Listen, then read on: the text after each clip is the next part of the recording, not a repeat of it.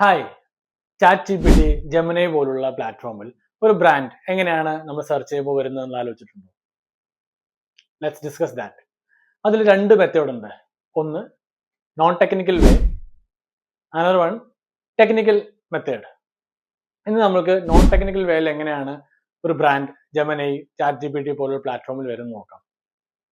Point 1, Google search ചെയ്യുമ്പോൾ you must be there in Google My Business. അതുപോലെ തന്നെ നിങ്ങൾക്കൊരു പ്രോപ്പർ വെബ്സൈറ്റ് ഉണ്ടായിരിക്കണം. Then you are present in market places like Amazon, Flipkart. Social മീഡിയയിൽ present ആയിരിക്കണം. അതുപോലെ ഒരു ബേസിക് ആയിട്ടുള്ള നിങ്ങളുടെ ബ്രാൻഡ് മെൻഷൻ ഓർ കുറച്ച് ന്യൂസ് ഓർ പി ആർ ഉണ്ടായിരിക്കണം. Next is address your consumer questions very publicly. Basically, AI search for answers. So address the questions where the customers asked. The third is get more reviews and mentions.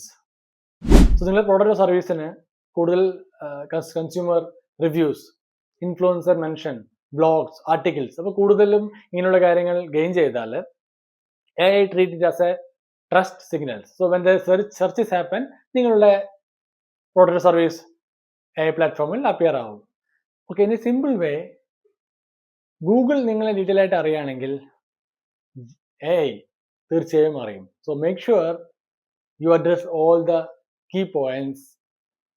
കൂടുതലായിട്ട് അറിയണമെങ്കിൽ please to follow, please to reach me. അതുപോലെ next വീഡിയോയിൽ നമ്മൾ technical വേയിൽ എങ്ങനെയാണ് AI പ്ലാറ്റ്ഫോംസിൽ appear ചെയ്യാമെന്ന് നോക്കാം. Thank you.